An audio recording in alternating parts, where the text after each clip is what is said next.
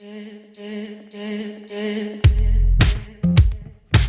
the creators of Relevant Magazine, this is the Relevant Podcast. Somebody like you. Somebody like you. Somebody like you. You like you. Somebody like you. It's Wednesday, May 9th, 2018, and it's the Relevant Podcast. I'm your host, Cameron Strang, and here with me in our Orlando studios, managing editor Andre Henry. Yo. Over there on the ones and twos, our illustrious producer, my brother, Chandler Strang. Hello. In the private office today. That's right. Oh, yeah. Divine edge of protection. On the Skype line from Loverland, Virginia, Jesse Carey.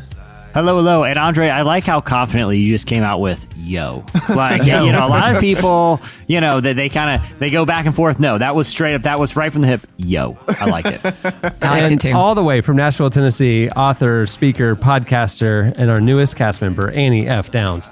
Good morning, gents. How are you? Good.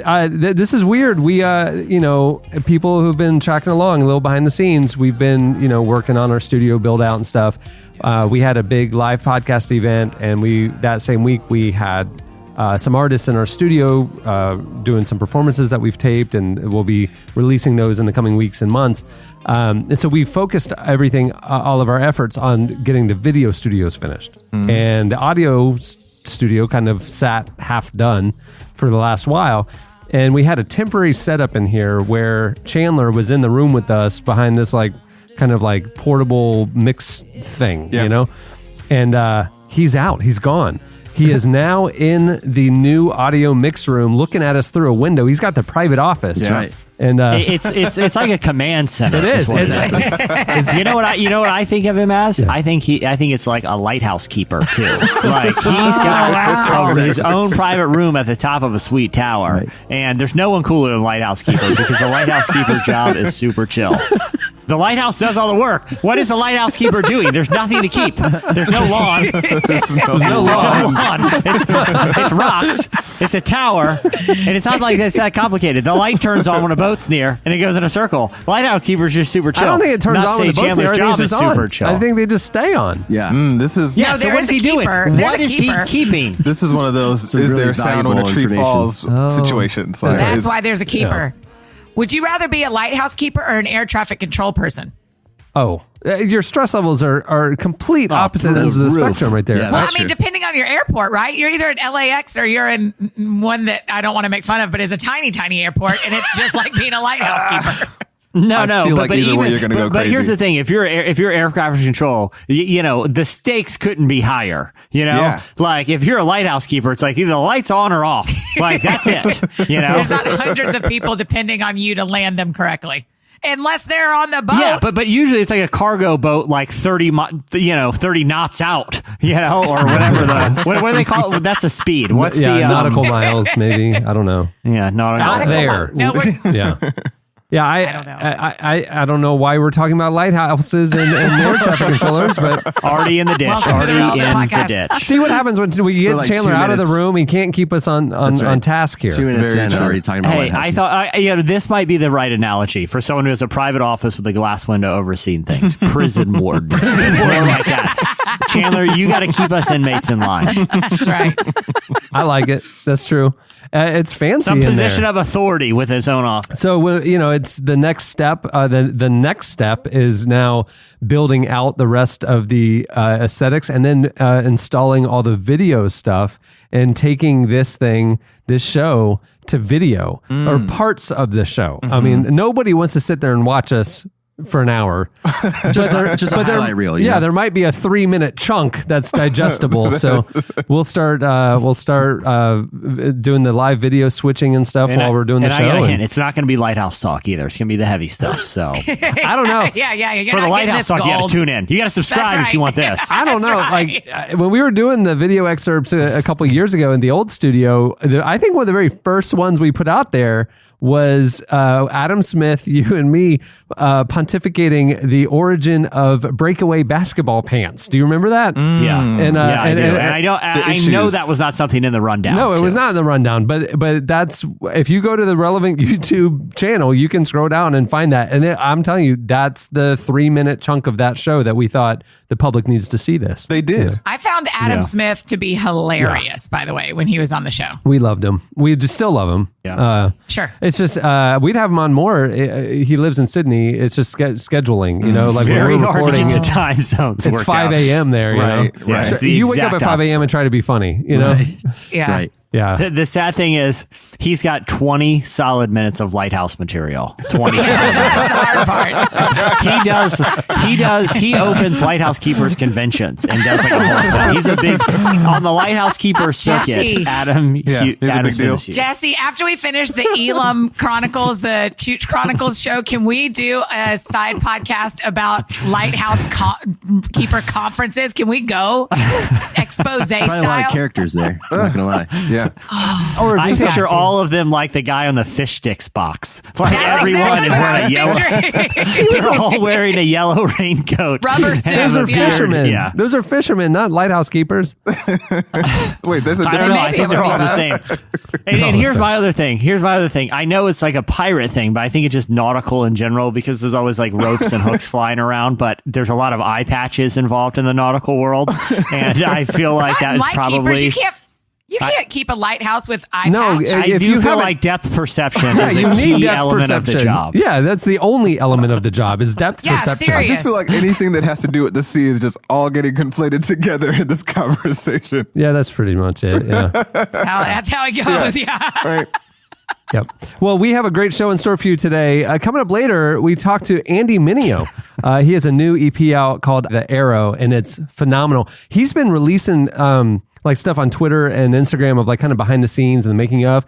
He's not just a rapper. He's producing this thing. I don't know. It was like Wow, I really didn't know that. I didn't know Yeah. that either. And like it's been really impressive. He was breaking down like how he built some of the beats and tracks and some of the sounds you hear in the EP. Wow. And he's like showing how he literally, well, the sound started like this, and then I EQ'd it like this, and here's what it sounded like, and then I did this, and he showed it, and like with Wow. these like little Instagram videos. It's super cool to see behind the Wow. scenes. Anyway, he's coming up later on the show. Yeah. And you know, again, we're in week 2 of the grand experiment of splitting this show to 2 episodes a week. Feedback last week seemed like people liked it. Yeah, it seemed pretty positive. That's Yeah. kind of part of the experiment to see, hey, See what we Twitter liked says. it, and Yeah. see what Twitter says. I will say So- this: we're coming out guns blazing on Wednesdays. Friday's show is all Lighthouse talk. We'll peek behind This the is curtain. merely a preview. The experiment the- continues. We're gonna get the Gordon Fisherman on. And, Oh, we're trying to well, we ex- can trust him. We We're can tr- trust him. We're trying to experiment with trying to reach new demographics because we did a study recently, and the out of every population, the highest podcast listening audience is Lighthouse Keepers, which makes sense because there's not a that lot does to do make up there. sense. Their ears are not needed.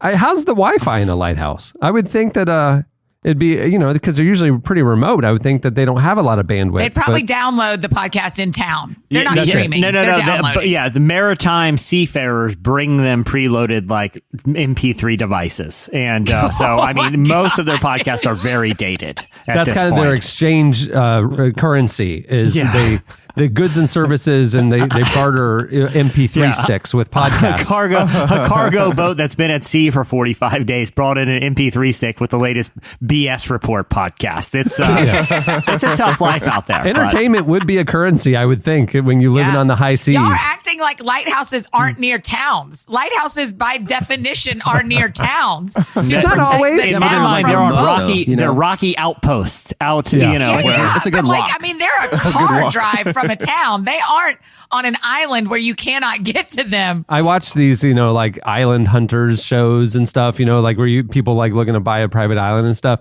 or like beachfront bargains and all that stuff. And it's the dream, So when these shows are on HGTV or whatever, I go online and I'm like, well, how That's much your is, dream is to buy an island?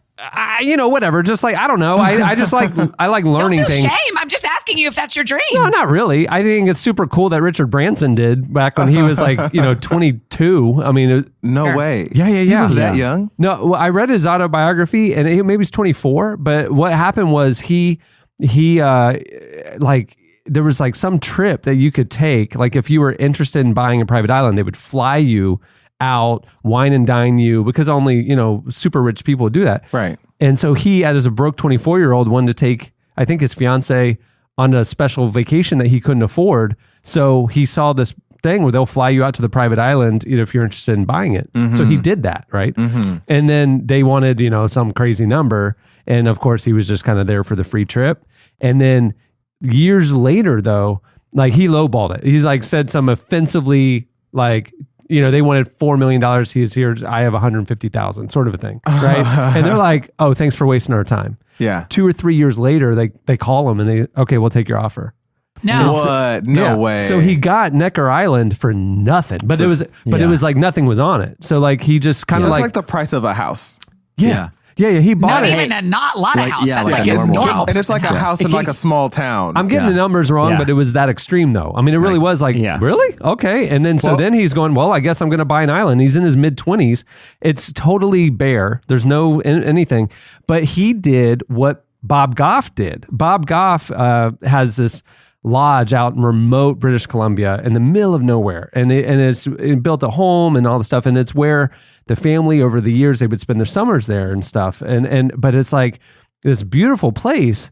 And he's in his 50s now, but he bought the land like when he was 30 and there was nothing on it. And so then every year they would go up there and he and the boys would have dynamite and they would just blow chunks of the side of the mountain open. And then like over the years, little by little, as they saved up or whatever, like he could build a little cabin or he could build a whatever. And then like over the years, the family that's what Richard Branson did with this island. It was $100,000. There you go. And the island was Oh, my worth gosh. $6 million. There you go. See, hey, there you go. Or that's what they're asking Nice price was. job, Okay. Chandler from the Lighthouse. Cameron, I got really good news for you. Tell me. My local news station here did a story this week about something called the Frying Pan Tower. Okay, so what this is a Coast Guard living quarters it's 85 feet above the water, and it's basically a flat surface with like a big tower on it and a bunch of rooms for Coast Guard people who used to stay.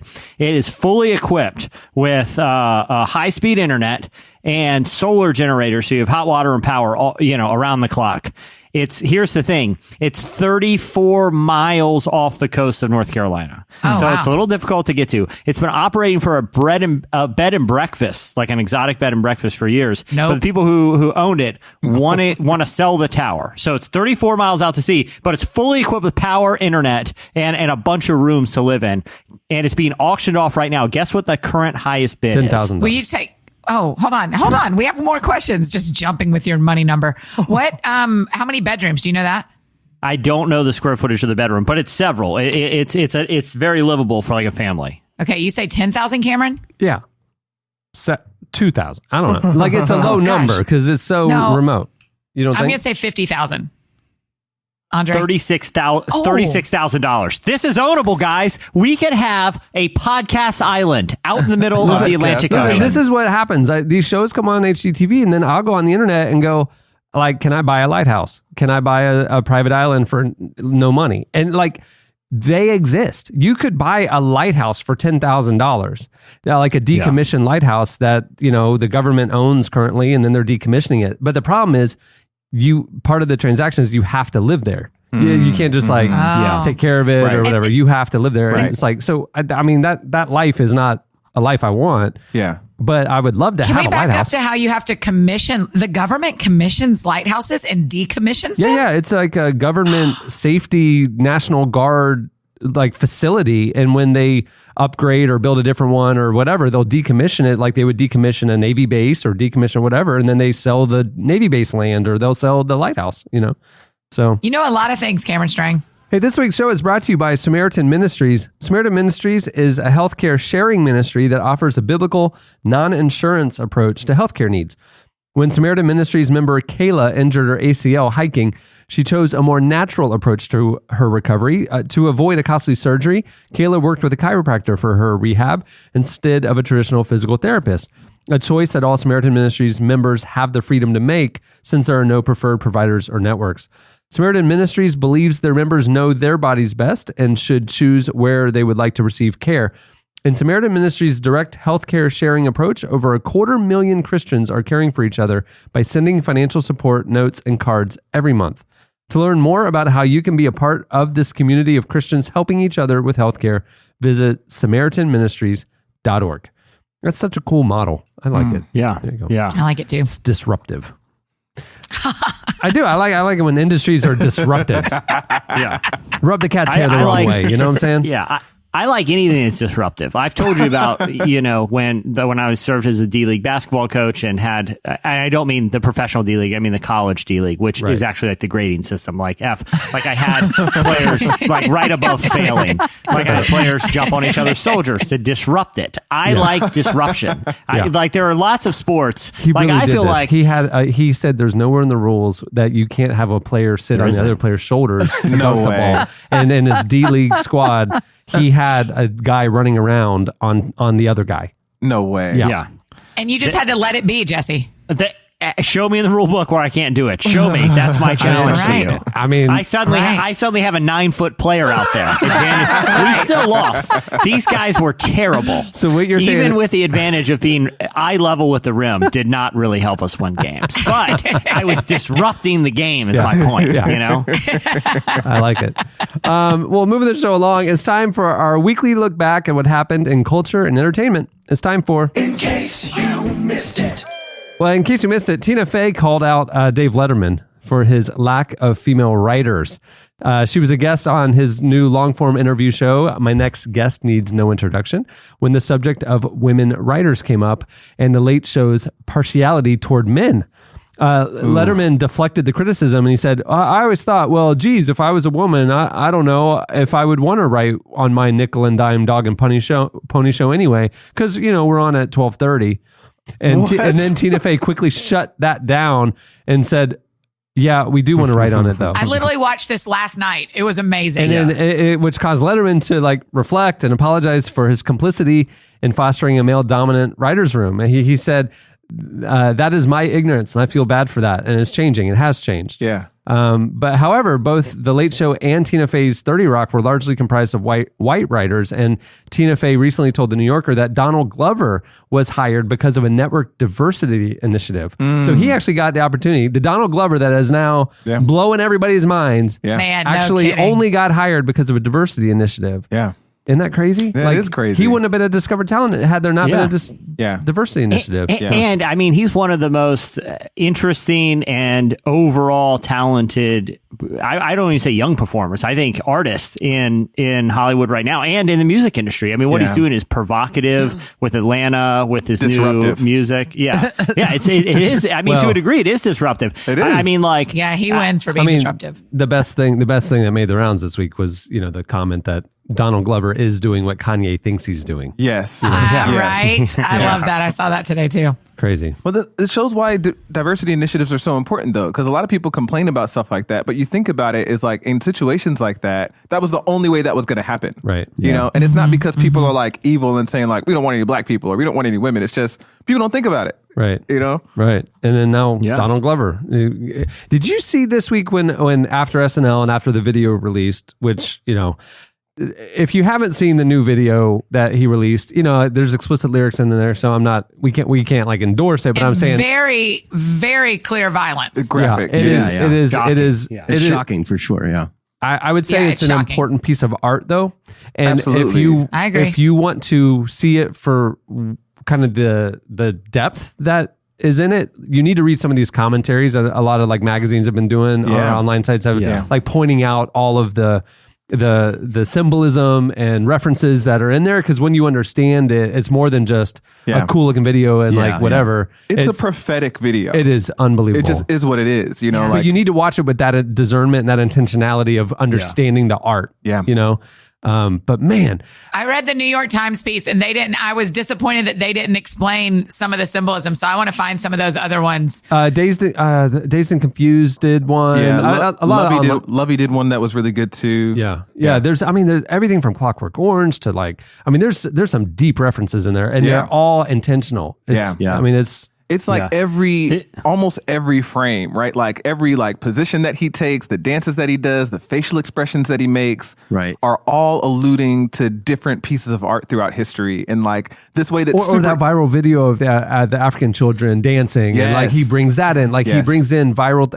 It's crazy. I'm challenging people to watch the video, like obviously like watch it however you do, but like the second or third time, watch the video, but don't watch Donald Glover. Yeah, look what's in the background. That's what's so watch crazy. There's everything so much else. else happening Like as behind much him. as you can, don't keep your eyes on him and just watch everything else that's going on in the video. Yeah. And you have a totally different perspective. Yeah, it's wild. And educate yourself. Read some of these commentaries that like point out the frame by frame references. Like that helps you see it in a new eye too. It's like, after you listen to a film critic or an art critic help you understand the significance and brilliance of that piece of art. Right. Like you need to read some of these commentaries. And shout out to John the Revelator, because there's some Revelation references in there too. There you go. Shout out John the Revelator. Come on, shout out John. The other thing is like the way it portrays, like we live in a media era that's saturated by violence and we've become desensitized to it. There's no way to see this and the violence isn't shocking and horrifying, which it's meant to do. It's meant to horrify you about the reality of violence and not glorify it. Yeah, because the way his face, I mean, the violence happens and then he's just back to dancing. That's one of the interesting things the New York Times article talked about was how it is destruction straight to dancing and destruction straight to joy and how shocking that is for us. I mean, that was something. Yeah, you don't have, it's like, especially the second time it happens in the video, it's like there's no time to recover from that second act of violence. And it's like he's just asking you to keep moving. Yeah. And it has that jarring feeling like while I'm watching it, like, wait a minute. Yeah, I got to back up for a second. Like, what did I I'm just just supposed watch? to like keep on going with you. Like that's crazy. But I mean, think about the commentary. I mean, there's a lot of levels of the commentary, but how like we can be scrolling on our Facebook feed and see some horrific act of violence that actually happened in culture, and we just keep scrolling, and suddenly we're on a funny meme and forget about it. You know, like it has that sort of effect of like, man, this is really affecting, you know? I kind of also liked that I hope this comes across right. He has a very normal body, but he didn't wear a shirt. And so he's not trying to be like, it's not like a sex D'Angelo. symbol. Yeah. Right. Like you just kind of go like, that looks like all my friends, you know, like. Read the commentary on that video. That, Oh my gosh, right. I just think that's really interesting. I think that's a statement he's making too of being like, of not trying to over push the sex symbol part so that we will pay attention to the rest. But even that sensuality like adds to like the entire like the meta narrative of that video, right? Like this is America, and there's violence and there's joy and there's sensuality and there's materialism. Like it's all just kind of like mixing over one another. I think even him like dancing around with his shirt off, because he is Donald Glover. Like seeing his SNL sketch, his open for SNL, and like he is so cool. Like while he's so talking, cool. His right? jacket was so cool, right? And so like, there's no way for him to do something that is not like that can separate himself from that coolness, that sensuality that he has. I don't know. I just think it's so masterfully done. It's crazy. And go back. This made the rounds this week too. Is back in 2013 when he left Community, he was in a hotel room one night and really in a tough spot in his life, and just a lot of apprehension about the future and second guessing some of the big decisions he was making, and he was scared, and he wrote notes. I don't know if you've seen these. Remember? Yeah. Mm-hmm. So he wrote like 6 or 7 note cards, just statements, from the level of I hope Dan Harmon doesn't hate me to the level of I hope I'm not making the biggest mistake of my life. Yeah. And I did not leave Community to rap, and like all these things of like, I don't want to become Tyrese, and all, all these things of like the fear of the unknown of the future. He was taking this huge step. Yeah. And I remember when Childish Gambino was a kind of a thing at the end of Community, and it was kind of like, oh, he's like the funny rapper, and like he's the comedian. Or like people just didn't take it seriously because he wasn't doing like funny raps, like But even the name, it was just kind of like we didn't know to take him seriously or not. Right. And he was talking about how like in these note cards, like he doesn't want to be like defined by like people's expectations. He was striving and clawing and scrapping to find his own voice and his own lane. Yeah. And now 5 years later, Yeah. after what he released this week Yeah. and SNL and everything else we know about his he's such a master of his craft to like look back at that before moment Yeah. and like see now where he went. Yeah. After that, it's just like, it's almost like in all of our lives. You know, we all have dreams about the future.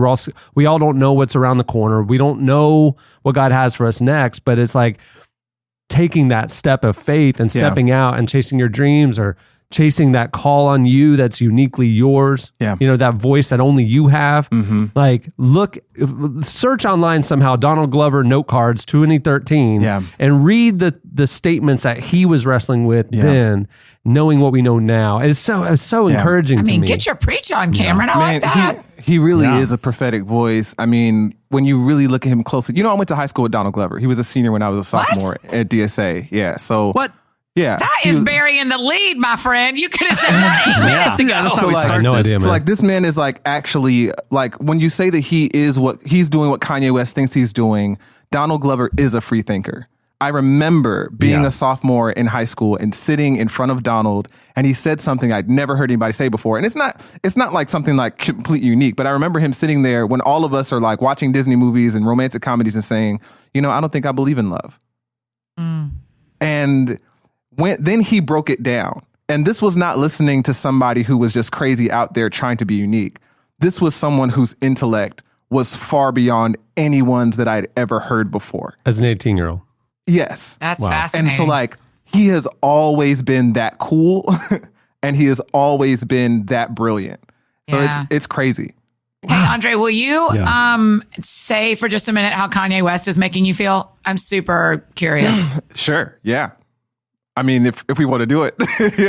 Can I ask before you answer that, have you read the theories of the Andy Kaufman-esque? I don't think it's true. I've watched a lot of interviews. No, just out of I curiosity, haven't. that it's like a whole performance art thing. Oh, where he okay. like strategically knows what he's doing. Yeah. Well, there was I sent it to Prop the other day because he and I have been talking about this all week. And there was a couple of these Twitter threads where they are breaking down this performance artist guy that is in a lot of his videos and home parties and things like that. Yeah. And like they're good buddies.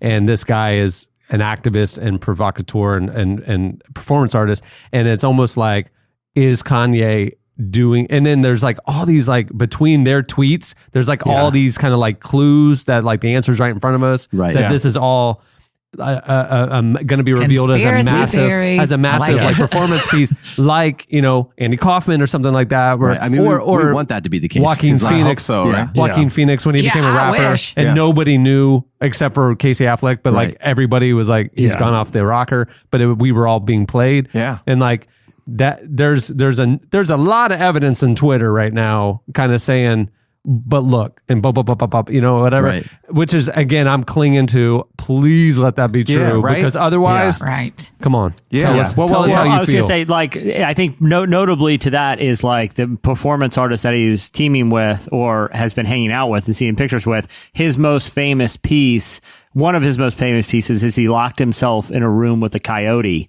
Which he said is like the spirit of sort of the American, of like the wild nature of America for 3 days.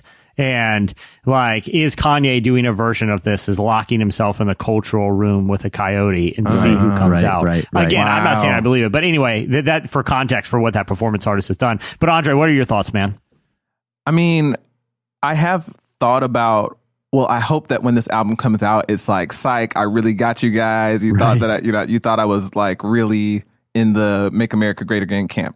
That's what I hope it's that, you know. And I think that this whole thing is really nuanced, and I want to be careful about how I talk about Kanye, because I do feel like Kanye is a sincere person. And I think that because I've watched a lot of interviews that he's done, Right. you know, he doesn't come off, even when he's saying I'm the greatest entertainer in the world, there's still something that comes off as really pure about him. Right. Yeah, his TMZ interview felt like he was telling the truth. Like He almost He is f- childlike you can feel in the it. way that when he's talking. You know, Yeah. like there's an innocence about the things that he says and his tone. That's right, And all that Andre. kind of stuff. And so a part of me is like, I feel like some people are taking advantage of him if there's like if there's some kind of mental health, you know, issue going on. You know, that it feels like Candace Owens Exploitive. was there at TMZ, and I saw her trying to get a word in, and I'm looking at this going like, this is sick. Like how this person knows that Kanye is not a true champion of her values or even the president's values. Kanye doesn't know any Trumpian policy. He can't explain to you. He didn't know what the travel ban was. Right. Yeah. When asked about T.I. it. Right. Exactly. Saying, yeah. So Kanye is not really a champion of the president's values or the values that Candace Owens represents. And yet she's there trying to, leverage his celebrity to talk on TMZ. I started writing about Kanye because I've never been a Kanye West fan. But when I saw the picture of like the him wearing the Make America Great Again hat, excuse me, I felt like I was punched in the gut about it. And so I just needed to write just because like it was hurtful, to see that happen. And so I start writing this article that I was too afraid to publish. And I said, Kanye West is operating at peak whiteness, because a lot of things that he said sounded like things that, people said to me when I got really active as an activist, against racism. These were like talking points that oftentimes white people would say to me. These are the same things that were coming out of Kanye West's mouth. Right. And so I decided not to publish that. And then Ta-Nehisi Coates published his article this week that says that Kanye is looking for white freedom, Yeah, I read that. Yeah. Yeah. And it's a brilliant article. But I do think that what I see in what Kanye is doing, which I want to separate from who Kanye is, because it might be a performance art piece. It might be something, that's just, he's in some other mental place or whatever. But what he's doing to me embodies some version of the American spirit, right? There is this individualism, right? I'm a free thinker. I want to be on my own. I don't want to belong to the black community. I don't want to belong to the conservative camp. I don't want to belong to the liberal camp. I just want to be Kanye. There is an exceptionalism that I think that I am powerful enough to bring people together and to solve the divides in our society with my tweets. Right. And there was something else that I can't remember at the moment. And those are the things that I see. But the thing that stands out to me the most, and I know I've been talking for a minute, is the way that Kanye talks about love. He's just like, I want for everyone to love one another. I love everybody, and let's just love everybody. And I think that that's a beautiful thought, that love conquers all. But there's a problem with let's love everybody for solving societal issues. And that is like analogy, right?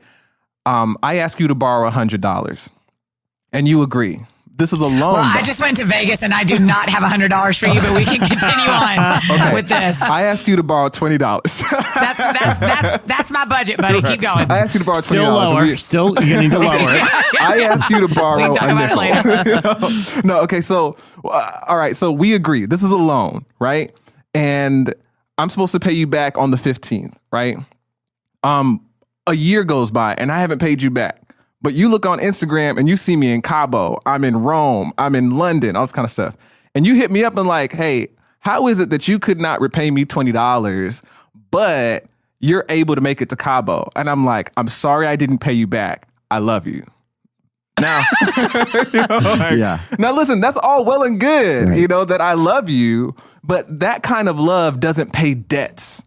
And that's the kind of thing that we're talking about in America, which is why we can't just love one another. We can't just hug it out because hugs don't pay debts, Right. And so like hugs aren't going to change the discrepancies in the prison, in the way that we police people of color, the prison population, mass incarceration, the disproportionate number of black and brown people in prisons and stuff like that. Let's just hug it out. Won't do that. And so that's the thing that in what Kanye is saying that stands out to me is that it sounds like something that so many Americans say. And I hope that, something can be exposed about that is that, yeah, it'd be great if we could all just kumbaya and hug one another. But in addition to that, we have to add specific, detailed, pragmatic, public displays of neighborly love. Amen. Come on now. Yeah. And listen, about Kanye, the thing I was referencing, if you want to go on Twitter, the dude, it's a verified account. I don't know what else he's tweeted, but he did this thread. It's at Snowcone965. he said on May 2nd, "Get your tinfoil hats and red string. I've got a conspiracy theory. Kanye West is in the middle of a performance art piece and the clues are right in front of us." And he goes down and he breaks it down and he makes a very compelling case. I'm not saying that's what's going on, but he makes a compelling case. The only thing that makes me second guess this is the sincerity in his voice when he's talking. Yeah. And if you remember a couple years ago when he was on this tour, and he did, I think it was Sacramento, and it was right before he left, he canceled the rest of the tour, went into rehab. He went on a 20-minute rant at the concert, and it was kind of the same content. It was about Trump. It was it was all these things that were just like sounded out of left field, you know what I mean? And then all of a sudden he goes and he needed to get help, you know what I mean? And so it's like, is that actually what he believes? And he's just coming back to it, or, you know, cause that, and you know, if you read this Twitter thread, it makes a compelling case over the last, 6 weeks of they're up to something that we don't, it's right in front of us, but we're not aware of it. But if you go back a couple of years, he was kind of talking about this stuff then too. It's true. So it's just like, I don't know, man. If there's one thing that's undeniable about Kanye is that he cares about people. Yeah. Like in that interview with T.I., like when he heard that when, who was it? I think T.I. or Charlamagne told him that he's hurting people. And T.I. said, Kanye texted me and was like, "Hey man, Charlamagne said I was hurting people. Am I hurting people?" Yeah. Because he really doesn't want to hurt anybody. Yeah. But he's also super out of touch, like to not be aware of it. Yeah, he says he's a proud non-reader of books. Right, which is that also might go along with this whole performance art thing where he's saying that people are uninformed or whatever. Anyway, right? Yeah. Andre, thank you for thinking through all that and sharing that with us. It's just I just can't know what that feels like for you, and so the more you can teach me, the more I am grateful. So thanks for letting me share. I appreciate it. Well, in case you missed it, speaking of Kanye, a pastor close to President Trump is calling for summits this summer with Kanye West, Colin Kaepernick, and others at the White House. Pastor Daryl Scott is a member of President Donald Trump's executive transition team. He's the co-founder of Cleveland's New Spirit Revival Center and a close ally of the White House. He's asked the president to host 2 summits, one for athletes and one for prominent artists, to discuss race in America. Among the invitees would be Kanye and Kaepernick. The pastor says Trump is, quote, 100% for it and was very enthusiastic about it. Though Trump and Kanye have become friendly on Twitter, the president used a pretty profane insult to describe athletes who kneeled during the national anthem as part of a demonstration to raise awareness about racial injustice. The pastor told Politico, however, that confrontation was part of the idea. Quote, "It's going to be unscripted, unfiltered, and blunt. No topic is off the table. I want it to get heated. However, I want it to stay respectful. I don't anticipate anybody throwing any blows." Both summits could happen this summer. So sounds like it's going to be all dudes. Which sucks. Right? Well, they haven't released the full list, but the 2 examples that Pastor noted are, obviously men. But they're from wildly different, well, I don't know how different their political views are, to be honest. I don't know what Kanye's really are. But. I'll let you know if I get an invite to either of those summits. I've got a chance in both. I'm very good. Are you a prominent athlete soccer. or? I am. Okay. I am. Hey, in case you missed it, this week, Rhett and Link performed an extended taste test of Jim Baker's Apocalypse Bucket and provided some interesting commentary about the food. So the comedy duo and frequent Tonight Show guests featured the segment on their wildly popular YouTube talk show, Good Mythical Morning, a channel which currently has more than 4 billion views. Goodness. So as what? Yeah, as regular listeners of our podcast know, the late night televangelist Jim Baker currently sells massive buckets of weird, non-perishable food in case the apocalypse happens. He also made headlines this week for selling extreme survival warfare water bottles, which he says, listen, which he says will filter out contaminants at the price of a reasonable $150 per half dozen. Wow. As well as survival cabins in Missouri's Ozark Mountains, not far from Branson. He's selling cabins? Oh, yeah. But you know the best part about the cabin sales is I watched a little clip of a video because I couldn't resist. And like the part of the selling point is like he was citing these unnamed NASA Why NASA is studying this, I don't know. But according to him, NASA has done research, and in the likelihood of some sort of catastrophic attack, your safest place to be is in the foot of the Ozarks there in Missouri. Just so happens he's got cabins for sale there. But his other sales pitch was like, Branson's right down the street too. So while you're waiting out the apocalypse, you can go see Dolly Parton 3 nights a week. Like, Wow. Listen, don't throw Dolly in that Branson pool. She does not. She's got her own Dollywood over here. That woman is classy. My license plate has her face on it. Thank you very much. Oh my goodness, are you serious? I'm 1,000% serious, Cameron. I went and chose it. It has her face on it. She's love a national it treasure. so much. That's hilarious. I'll send you a picture today. It's the best. It's the best. Well, as longtime listeners of our show know, like my guilty pleasure Friday night at 2 a.m. is I watch Christian television. And Really? So, yeah. Like it's like this morbid curiosity.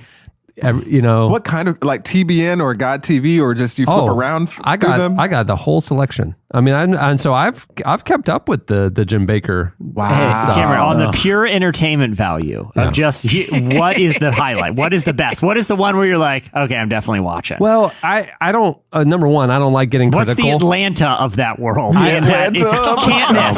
It's can't miss. You gotta watch it every week. I mean, you gotta. I mean, I would go Jim Baker. I mean, it's this. You can't look away. Like people really live this way sincerely and really think this way and really. Dude, Are it's there so people scary. our age who live that way, Cameron, or is it all people the generations above us? The when they show the audience, it is The studio all audience, yeah. white hair, all white hair. It's sad. I don't want to be like critical, and I'm not like making fun of it, but like I just like I watch it so I'm aware. Like I watch. I want to understand people who are different than me. You know what I mean? I watch that stuff. Yeah. Anyway, well, Rhett and Link taste tested a bucket of food, which consisted of various soups, burgers, puddings, and pizzas, and it brought a bucket. Yeah, you got to buy the bucket so you can store it in your basement. You put it in your bomb shelter, and it's they'll literally keep- like one of those big 20-gallon buckets that you buy like industrial Home Depot. chemicals. in. Yeah.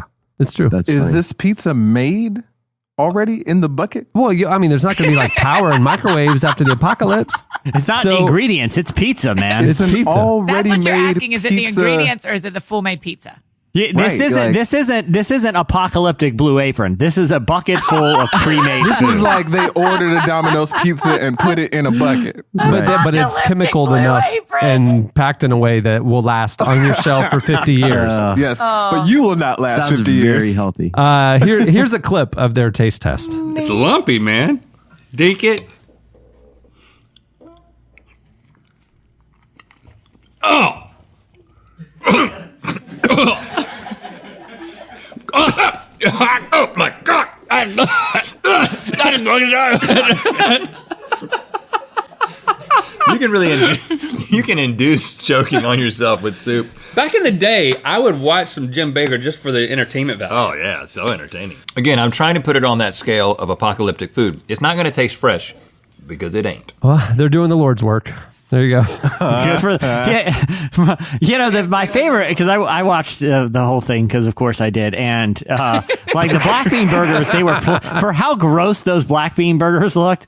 They're pretty into them. Like they were like, Really? these are not bad. The pudding and the pizza and the soups are when they showed a clip of Jim Baker tasting the soup out of a giant vat on the show, and even he chokes and tries to you like play serious? it off. Like he takes, I'm going to taste That this. is He goes, hilarious. Oh my That gosh. is too funny. Yeah, Jim Baker and that InfoWars guy are in the same business. Oh, man. They fearmonger Right. and then Yeah. sell you Yeah. the thing you Benefit off need it. for the scary thing that's going to happen. Right. Yeah. You're not afraid of Yeah, this Alex thing, but you Jones. should be afraid of this thing, and I'm going to help you. Yeah, I got Yeah. the I got the solution. And right. by the way, Branson's right down the street. So. Yeah, that's selling point. While we're all waiting for these prophecies to come true, I know I'm waiting too. At least we have a delightful amusement park and some washed up country acts that'll be coming through town. Aren't they in Branson? Isn't that where Jim Yeah. Baker is? Are they in Branson? Yeah. Oh, just down the street. But yeah.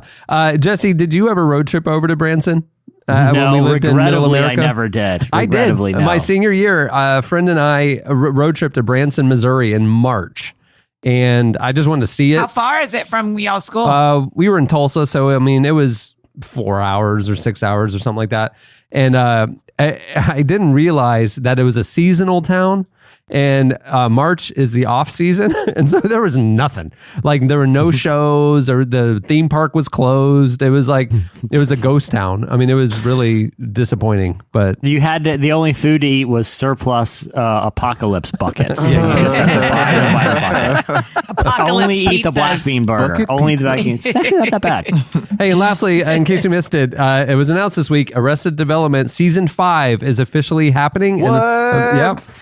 It was releasing soon, actually. So the creators of the cult favorite sitcom surprised fans by releasing a trailer for a new season of the show. Even though they released a new re-edited version of the controversial 4th season, which is now in chronological order and cut like a traditional sitcom, the trailer seems to completely ignore it and features a ton of callbacks to the first 3 seasons. Wow. Season 5, ladies and gentlemen, releases on Memorial Day. Oh, so my G. there you go. Oh, that's so soon. yeah. Yeah, that's what I'm I will saying. say this. I watched some of the recut season 4 over the weekend. Yeah. They're much more much watchable. better, much more. better. Yeah. I mean, Yeah. the response online to the recut season 4 is like, this is a whole new show. I mean, like everybody, It really they is. did a good yeah. job with it. So, Yeah.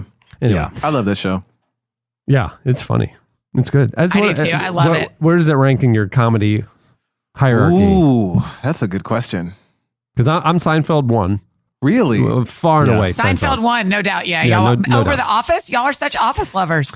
I'm Seinfeld far and away. I know I've- every word of every episode.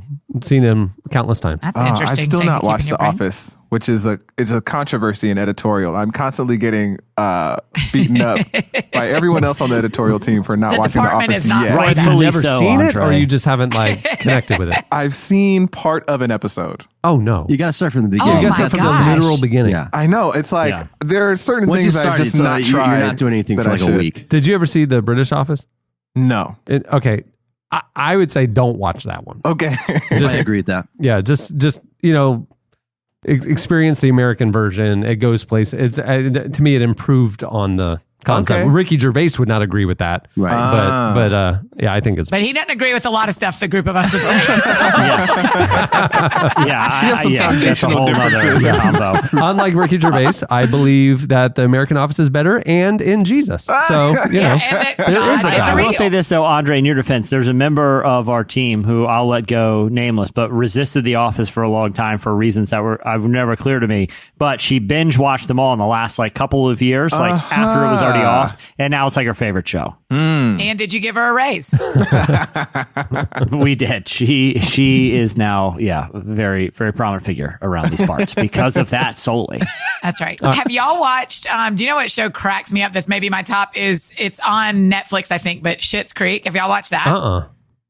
Yeah, it's really None of good. y'all have? I've seen it. Yeah, it's great. No, I've not I've heard seen of it. this. I've seen it scrolling through, but I've never watched it. Y'all, it is. I mean, it's as funny to me as Arrested Development. It's one of those hidden gems on Netflix. I think it's a Netflix show, right? Like Yeah, produced yeah. by Netflix, right?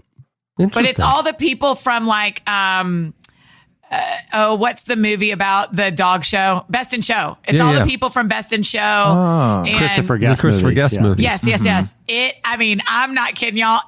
It makes me laugh out loud in an embarrassing manner in airport lounges. That's interesting because Waiting for Guffman is my favorite movie of all time. Yes. Okay, Cameron, then please watch it. I think you'll think it's so funny. Waiting Great. for Guffman is hilarious. I can sing every song.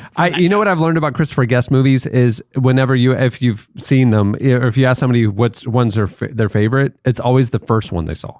Oh, really? You know what I mean? Yeah. Like if you, and same with like Wes Anderson movies. I found people like, I saw Bottle Rocket first, and that was the one. You Yeah. know, and then all the other ones are like pale to the one. You know, like but That is whichever one you got first is usually your favorite. Yeah. That is very Yeah, true. because Waiting for Guffman was my first one too of his Yeah, world. and so to me, all the other ones are derivative of Waiting for Guffman. You know, Yeah. Okay, but- I saw Spinal Tap, and he didn't even direct Spinal Tap, but he was in charge He's of all in the it, improv, yeah. and he's the main star in it. So everything in my mind compares to Spinal yeah, Tap. interesting. Yeah. All right. You know? Well, that'll do it for in case you missed it. Stay tuned. Up next, Andy Mineo joins us.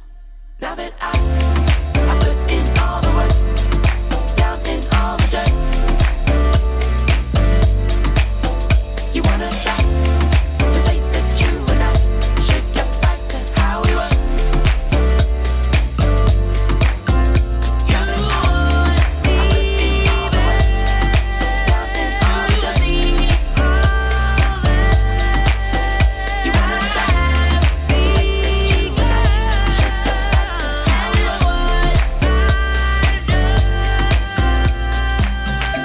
listening to Amber Mark. The song is All the Work. What do I do? At the beginning of the podcast, that's what Chandler's doing right now. Yeah, right now. That's right. At the beginning of the podcast, you heard Emotional Oranges with the song Motion. I love that name. Well, this episode is also brought to you by HelloFresh. HelloFresh is a meal kit delivery service that shops, plans, and delivers step-by-step recipes and pre-measured ingredients so you can just cook, eat, and enjoy. With HelloFresh, there's something for everyone. Their selection is fantastic. You can choose 3 plans, classic, veggie, or family, and the Jim Baker plan, survival. And each box is made up of fresh, responsibly obtained ingredients from carefully selected farms and high-rated, trusted sources. I have to say, in case they're listening, no, there is no Jim Baker plan. And that's how you know it's not Jim Baker stuff. Yeah. That would be the opposite of HelloFresh. Yeah, they're not. The quantity isn't. Yeah, see, when you hear the Jim Baker thing, like these are handcrafted, so you know, like, oh, how, am I feeding a family of 2? Is one vegan? Yeah. Jim Baker's, they said, is it 1 vat or 2? You make it by the vat, and there's only 2 options. And there's only that's right. Have you killed the other person in your bunker yet? Okay, Oh my gosh, just Jesse. use 1 vat. HelloFresh believes cooking should be simple and convenient and not a chore. All the ingredients come pre-measured and handy labeled meal kits so you know which ingredients go with which recipe. They are delicious, filling meals delivered right to your door every week for less than $10 a serving and free shipping. I personally use HelloFresh and save I have like every ingredient card or meal card, where they have all the instructions and all that stuff. And my theory in my mind, the reason why I save all these things is that, I can just now just go buy at the grocery store. I know how to make this delicious meal. I never do that. I just get the next box.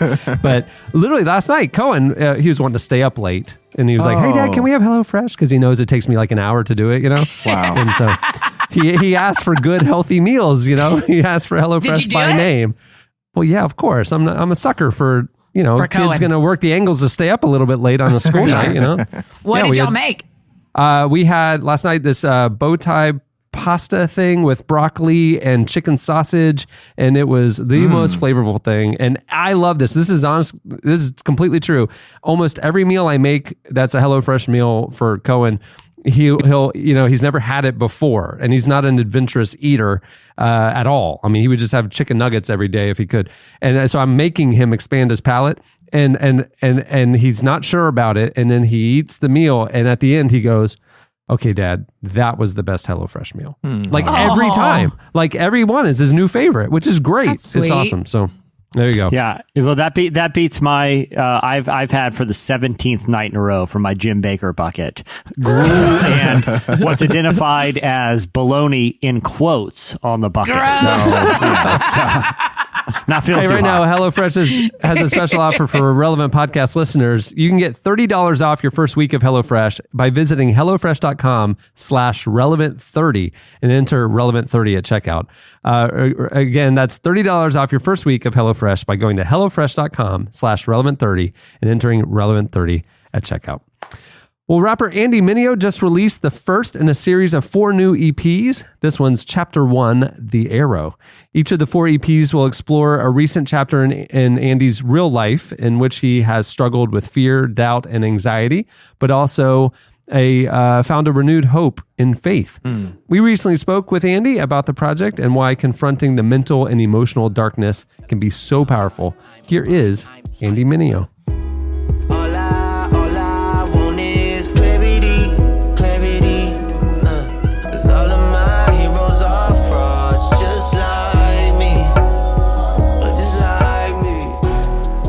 What's been interesting has been the main response that I've gotten for this project is thank you.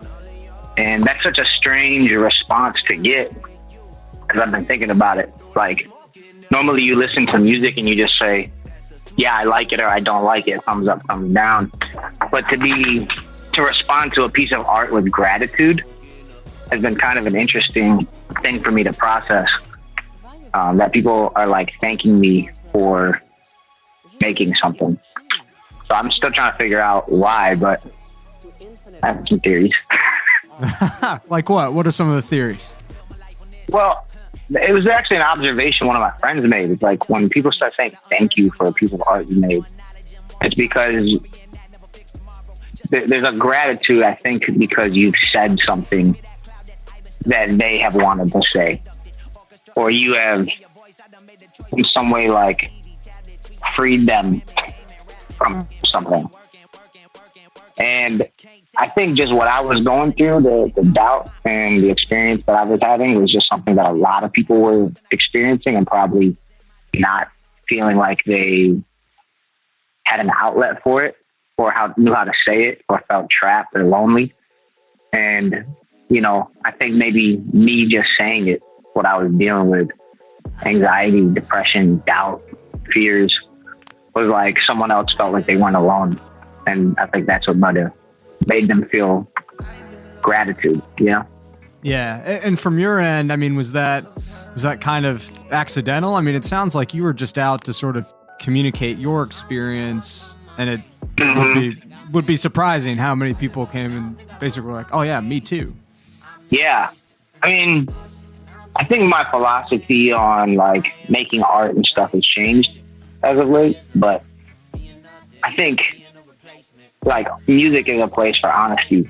So if I get an opportunity to be honest and share me, who I am, and the people who are going to connect with that are going to come around.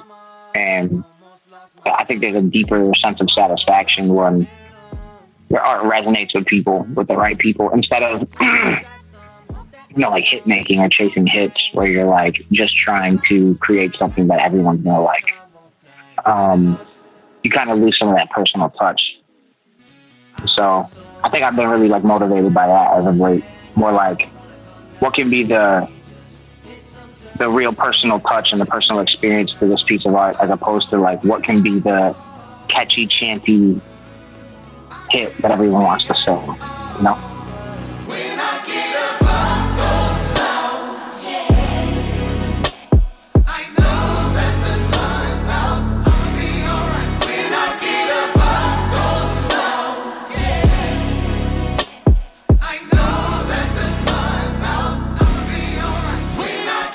So take us inside that a little more. So I think of a song like Family Photo off the project that is so specific and particular and anecdotal. You know, what does it feel like to have something like that out in front of the people? Does it feel like you're taking a big risk in being vulnerable that way? Does it feel like catharsis and like you're kind of exercising a demon almost? Like, what does that vulnerability look like in a song like that?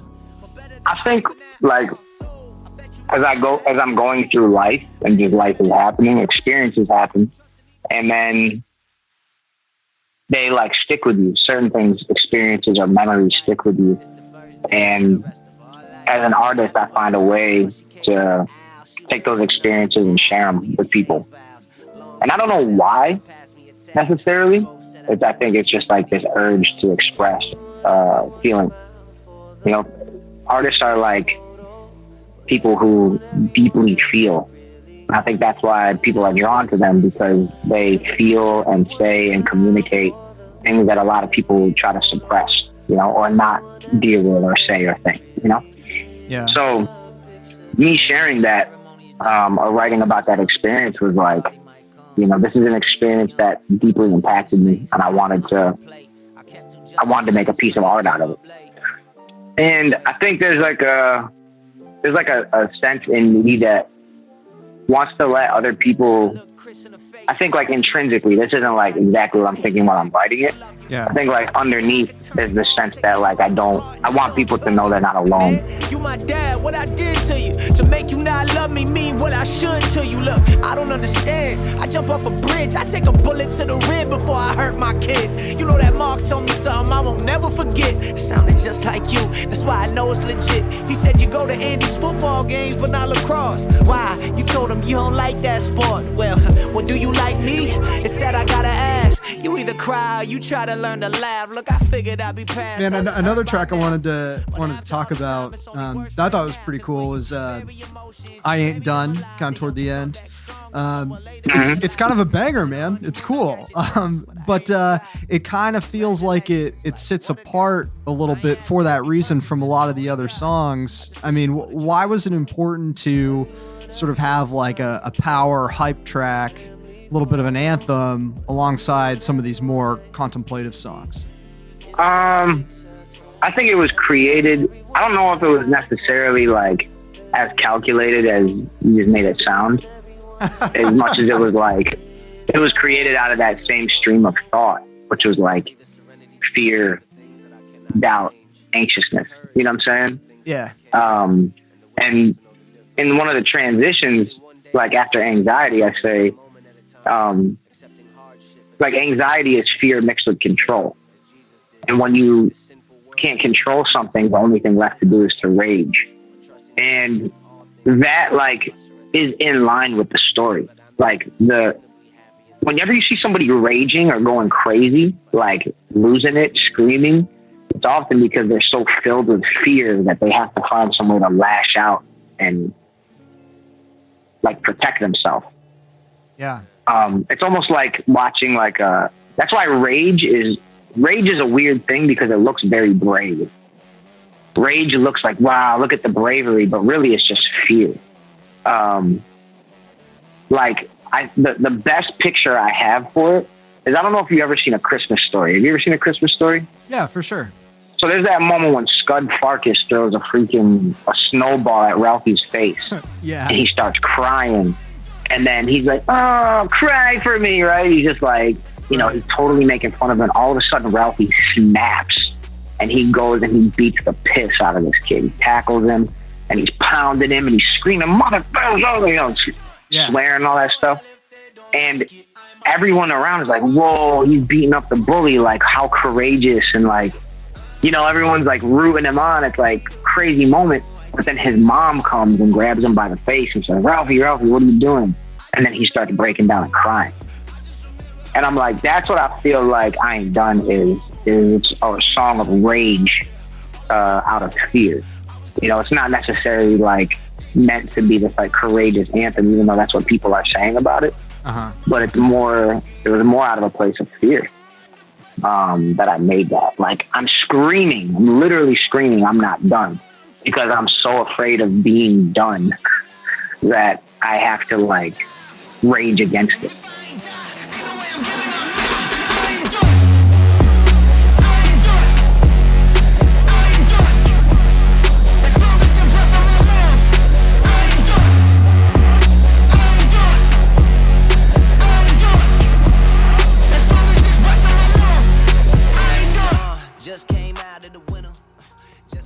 That was Andy Mineo. Stay tuned. Up next, your feedback.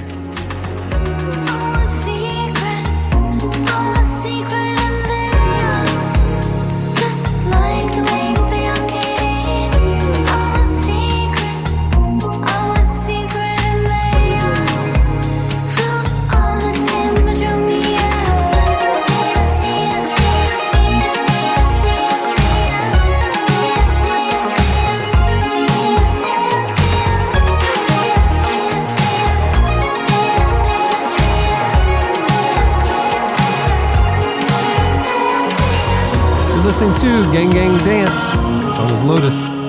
Okay, it is time for your feedback. I just gotta say, I'm watching some Jim Bakker videos, and they have a smorgasbord of options. Cheesy macaroni is one. Wow. I would think that would keep. Yeah, if you have water. I just like that it's like they try and make it more delicious. Yeah, sounding in the descriptions. I have a theory that it's creamy not potato soup. I have a theory that it's not actually survivalism stuff. It's not to keep for the apocalypse. Real banana bites. But I have a real banana bites. In quotes. Yeah. I have a theory that these things, by definition, are so packed with preservatives that it's all these old people eating this food thinking that it'll preserve them and they'll live longer. Oh, to preserve their bodies, like you and Diet They will kind of Coke. mummify themselves and live forever that way by eating the Jim Bakker apocalypse buckets. That's my theory. Just pump yourself full of chemicals. What you're doing, it's called pickling the inside. And pickles don't go bad. Pickles don't go bad. Pickling That's the inside. That's why. That's why the old people love them. Okay, it's time for your feedback. Last week we asked you what about the strangest Christian cliches. We got talking about the hedge of protection on the show, and we're like, "What? That sounds weird," and we asked you to tell us your favorite Christian cliches that kind of are common, but hey, that sounds odd. You guys hit us up on Twitter at Relevant Podcast, and you posted on the podcast episode page at relevantmagazine.com. Here's a few of our favorites.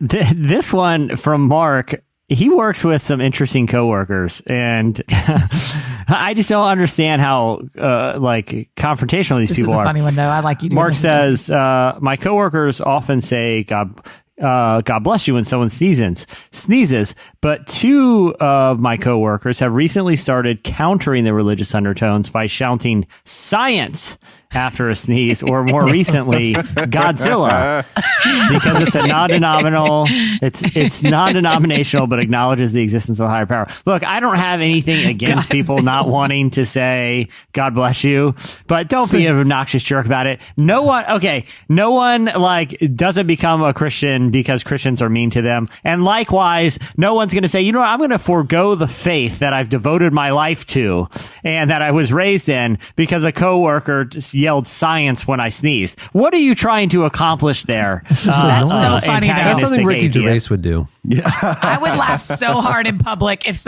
I heard someone sneeze and someone else yell science. I would go shake that person's hand. Yeah, that's true.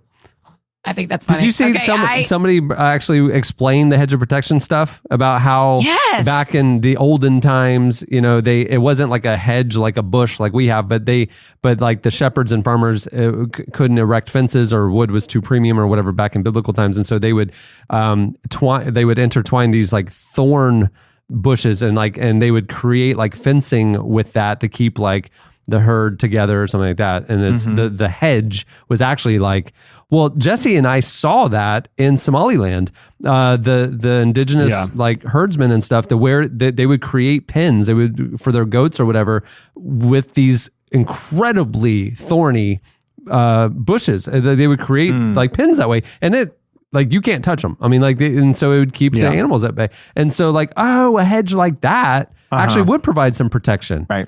So okay. I get it. That's the other thing about like why I feel like reading the Bible and that's a great feedback from a listener, like because it gives like the shepherding context to the analogy. It's like when people cite for people that like spank their kids or whatever, and they're like, well, spare the rod, spoil the child. It's like, yeah, the rod they're talking about is like a shepherd's staff, and it was to guide the sheep, not to whack them when they did something wrong with it. Like, you might want to understand the context of the verse, because that'd be a pretty jacked up shepherd that's just going around smacking like sheep every time they're wandering. Doing a whack-a-mole thing. Yeah, he guided with the staff. Goodness. Yeah. I liked Eric Odom's feedback. He talked about as far as the east is from the west, which is actually biblical, but he said, that's not that far. Just turn around. But for flat earthers, you guys, for the flat earther pastors we have in the crowd, they are going to say that as far as the east is from the west is really far. It's us. It's us that believe the earth is round, that we can just turn around. If you're non-ironically a flat earther, please stop listening to our show. Just no, I disagree. Call as listener of the week. I want those free thinkers on this show.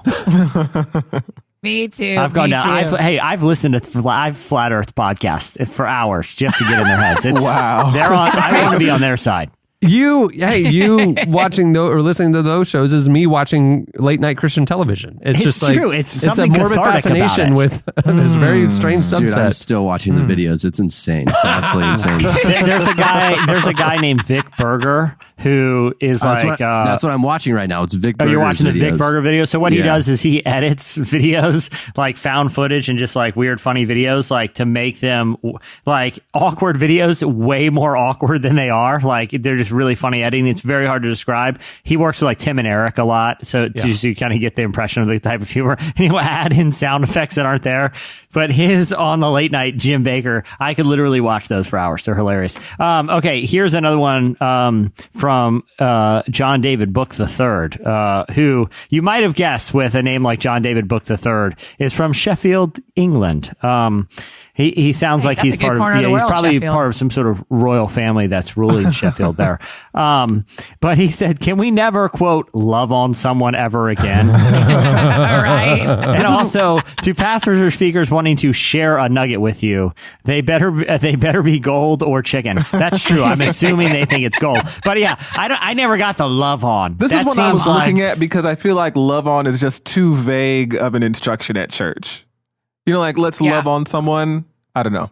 Yeah. What does this involve? Yeah, you're like, what do you want me to actually Are do? you asking me to give them money? Do they need money? Do they need a love offering? What does love on me? It's like, hey, listen, this family just lost their house in a tornado. Let's love on them. You're asking for money, and that's fine. They lost their house, but let's just be clear because they don't want to be loved on. They need help buying groceries because they lost their house in a tornado. It's almost back to your point earlier. Yes. Yeah. Full circle. Yeah. And that's why when a family in my church loses their home in a tornado, they have 2 buckets of Jim Baker's deliciousness waiting on the doorstep of their disaster relief tent. It's love all over them. We should stop saying pour into you. That's true. Yeah. That's big in the charismatic circles. Yes. Yeah. Pour it in. Just pour it in. I can't touch any of these. Yeah, same. I'm just. I like that Andre's taking the high road, and I'll go as low as we need to. That's right. You talk about a family in your own church. I will get as deep in the gutter as I need to. Andre is our lighthouse keeper. That's true. He is the one. It's true. There's a lot more where that came from. You can just spend an hour reading PC Walker's alone. I mean, there's a lot more. Apparently, such a giver. Christians have a lot of weird sayings, and you guys do not disappoint. Go check them out on the podcast episode page. $2,500 for a bulk sampler bundle. I'm about to love all over you, family. It's just a creepy phrase. It is. Thank you. I agree. It's a real shame you lost everything you own, and I'm just gonna pour into $2,500 by my math. This will last you 900 years. We could use the $2,500 right now, and no. You're going to have the buckets. Right. Yeah. That's right. Yeah. I don't even have a place to keep the buckets. You understand I lost my home. Where am I going to keep 6 pallets of buckets? You can sit on the buckets like chairs. They don't have furniture. You know what I tell them? I would say just literally leave them anywhere. Trust me, no one's going to steal them. 6 pallets. Where would you? I do not have storage for that. Like a thief would come up and be like, "Oh man, these are just sitting right out in the open." Jackpot. And then you're just like, "Oh, gross." Gross. No thanks. It's an 80-pound bucket of macaroni and cheese. This is something called gross. cat bacon. I don't want this. Cat bacon. All right, it's time for this week's Editorial question of the week. Hey. Okay, well, it's graduation season. It's happening. There was my neighbor had a huge graduation party this weekend. It sounded like I was there. It was, and then yesterday we live on this little lake, and during it's Monday, and in the middle of the afternoon, all of a sudden these former high schoolers are out just jet skiing, and they've got nothing to do. And it's like, can I tell you something that happened to me at graduation that scarred me for a long time? I'm nervous about this, Jesse, because I'm speaking at my first graduation ever, and I'm scared I'm going to be the one who people tell these stories about. My cousin was graduating. He was a year older than me, so I was in high school at the time. And me and a buddy drove to support him at this graduation, and we got there. And I remember I was really thirsty, so I walked into the school because it was outside on the football field. And I walked into the school to find a vending machine or something, and on the ground there was a cap, just the graduation cap. You did not put it on. I was like, Jesse. you know what? The graduation's already started. Whoever this is not coming back for it at this point. So I took it and I was like, here's what's going to be awesome. I was like, hey man, when they all throw their caps up in the air, I'm just going to chuck one from the audience and see if I can get it in like to the big like cloud that goes up, you know, and they're like, oh, where'd that graduate come from? It'll be hilarious. So I'm in there and then I go and like, I realize my cap is a different color than all the ones of all the graduates. Like it was some like spare cap, a wrong color. But I was like, no, this is gonna be too cool to do it anyway. So I'm in like the grandstands and like in front they have a place for like elderly family members that can't climb up into the bleachers.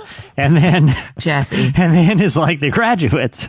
So it comes to the time where they throw their cap in the air and like I like frisbee it as hard as I can till thinking that it's gonna like make it into the cloud of graduation claps. Well, there's not much weight to a graduation cap, you know, and it's just spinning 4 sharp corners through the air and it comes plowing down and the elderly people aren't looking backwards. They're looking forward. And I hope the statute of limitations has resolved because I haven't confessed the story before and it hit an old woman in the back of the head. And I saw her like grab the back of her head and people around her like surrounded her and started looking up and pointing up in the grandstand trying to find who threw it. And I was just standing there like, I don't know. And my buddy was like, just play it cool. And people were like, it's him. And they started, I promise you, I ran out of there. I ran and drove away. I escaped.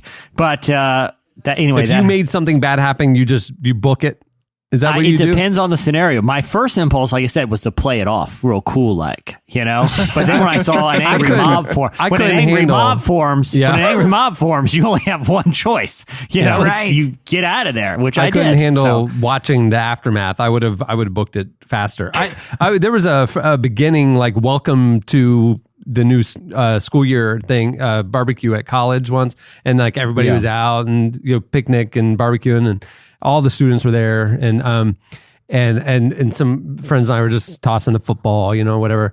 And I don't know what I did, but I just like chucked it as far as I could. And same thing, a girl was like walking away, and it just whopped her in the back of the head and just like knocked her completely over.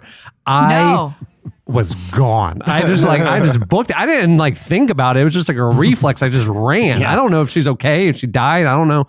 But yeah. I was in college and I shouldn't say his name for reasons that will become clear. And on my floor was the guy I was hanging out with were a bunch of guys like goofing around. And he's now like a relatively prominent pastor. Okay.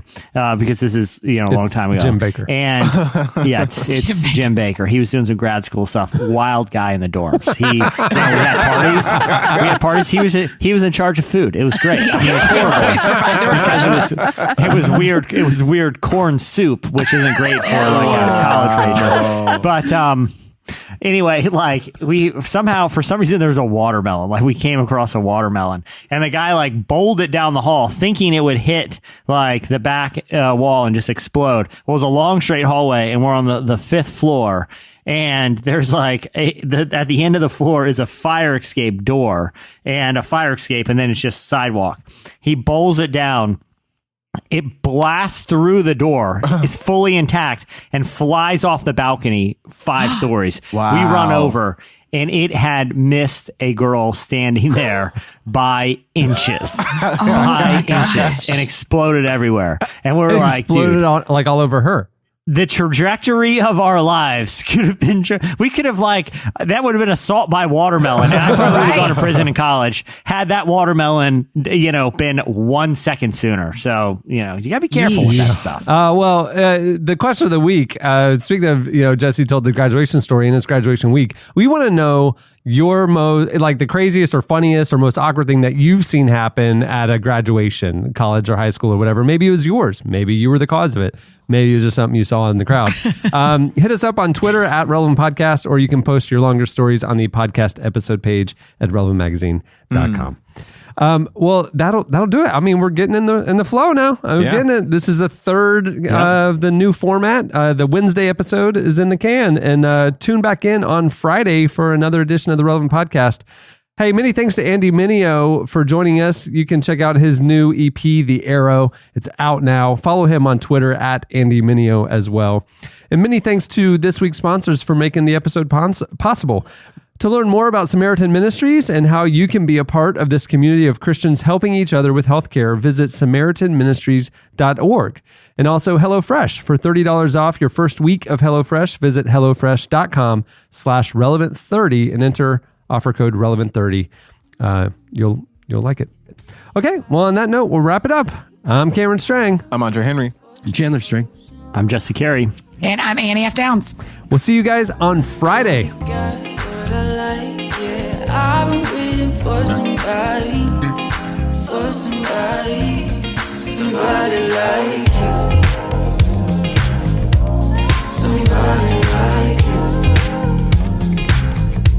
somebody like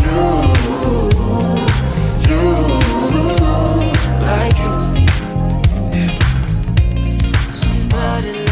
Thank you for listening to the Relevant Podcast. If you like what you heard, be sure to leave us a review on iTunes. Check out other shows from the Relevant Podcast Network in the podcast section at relevantmagazine.com. And while you're there, browse exclusive podcast merchandise at our online store. Make sure to subscribe to Relevant Magazine. Info is available at relevantmagazine.com/subscribe. Just like that. And we could rock through the night. Yeah, I've been waiting for some motion. I know you got what I like. Yeah, I've been waiting for somebody like you.